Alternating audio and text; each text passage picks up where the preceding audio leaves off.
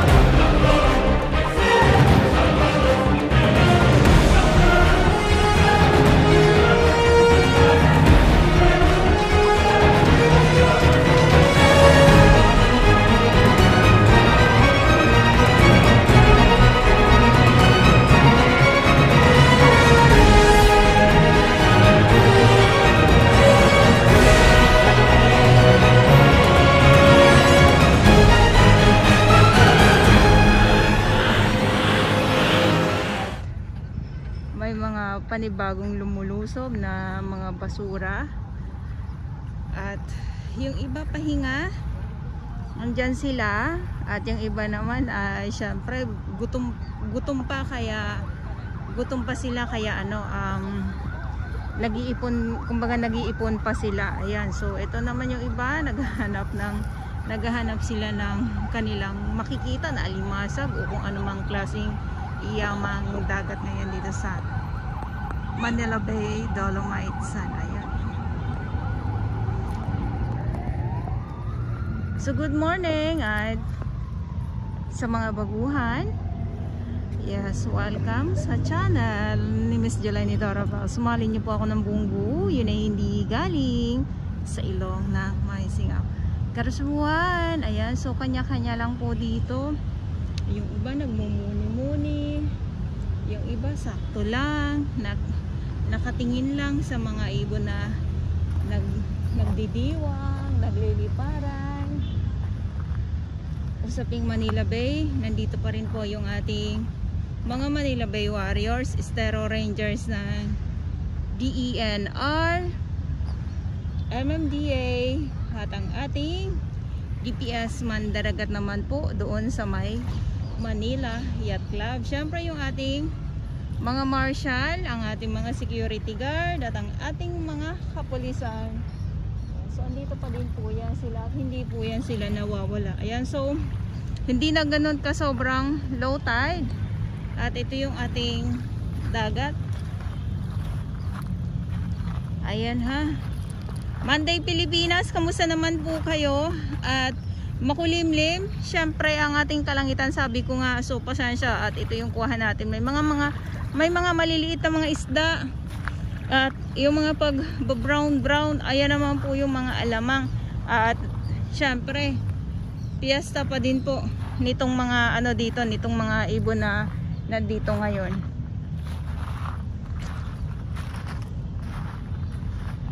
So hindi ito sa mga susunod na buwan ay iba naman po ang ating masasaksihan.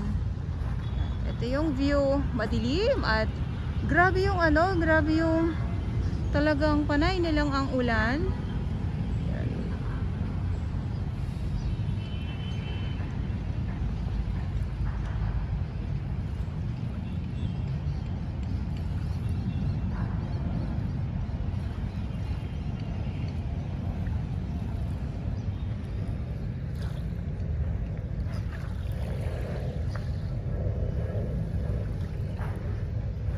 So mamaya matatauhan yung iba.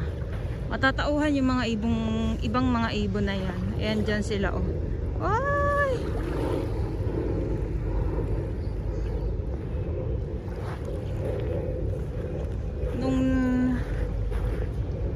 Nung Saturday, grabe yung pagka low tide. At talaga naman grabe naman yung nasaksihan natin dito.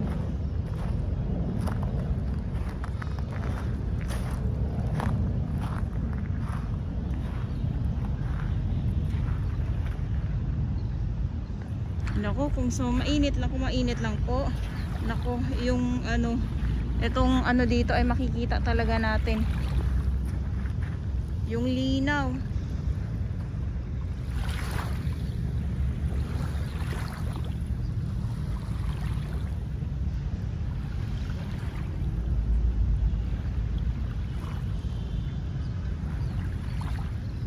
So ayan na nga, sabi ko nga, may mga iilan ng mga sumusugod ng mga basura.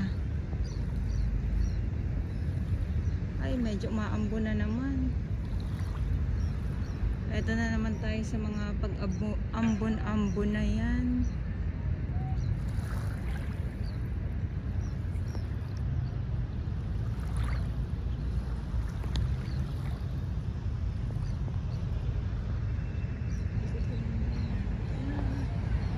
Ito lang po kayo para naman makita ninyo. Ayan ha.